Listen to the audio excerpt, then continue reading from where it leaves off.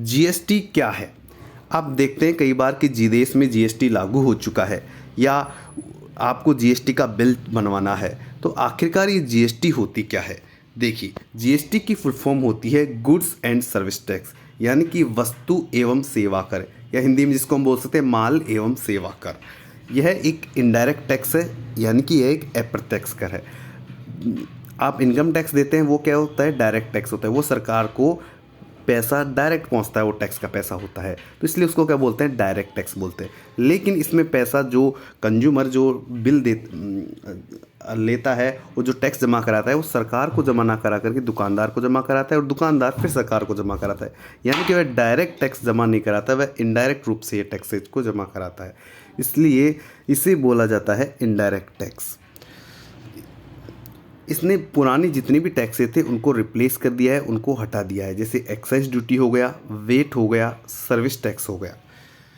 यह एक्ट संसद के अंदर 29 मार्च 2017 को पास हुआ और यह 1 जुलाई 2017 से पूरी इंडिया में लागू हो गया। यह गुड्स एंड सेवा दोनों पर लगने वाला यह टैक्स है।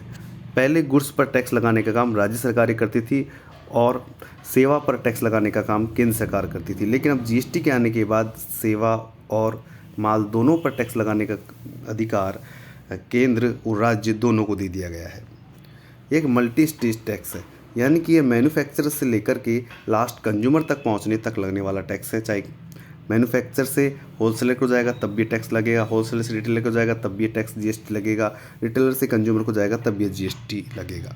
यह डेस्टिनेशन बेस्ड टैक्स है, यानी कि जहाँ पर भी माल का डेस्टिनेशन यानी कि पहुँच रहा है वहाँ पर यह टैक्स लगेगा या वो उस टैक्स को वसूल करेगा। वैल्यू एडिशन, यानी कि हर वैल्यू, यदि प्राइस में वैल्यू है किसी भी माल की, वो ऐड होगी। यदि कुछ में ऐड होगा तो वह जीएसटी लगता जाएगा। जैसे 100 का 150 हुआ, 150 का 300 हुआ, मैन्युफैक्चरर से लेकर के कंज्यूमर तक पहुंचने तक। तो जैसे जैसे वैल्यू ऐड होती जाएगी वैसे वैसे ये जीएसटी इस पर लगेगा। तो जब भी इसमें वैल्यू ऐड होगी ये टैक्स लगेगा। ये टैक्स यदि मान लें आप इंट्रा स्टेट, यानी कि एक ही स्टेट के अंदर आप माल को बेच रहे हैं, यानी कि आप राजस्थान में दुकान है आपकी, राजस्थान में आप माल को बेच रहे हैं, तो वहाँ पर आपको 2 तरह के टैक्स देने पड़ेंगे, एक सेंट्रल जीएसटी और एक स्टेट जीएसटी। सेंट्रल जीएसटी को हम बोलते हैं सीजीएसटी और स्टेट जीएसटी को बोलेंगे हम एसजीएसटी। और यदि आप एक राज्य से दूसरे राज्य में भेज रहे हैं, यानी कि आप इंटर स्टेट सेल कर रहे हैं, तो आपको आईजीएसटी देना होगा, यानी कि इंटीग्रेटेड जीएसटी। Thank you.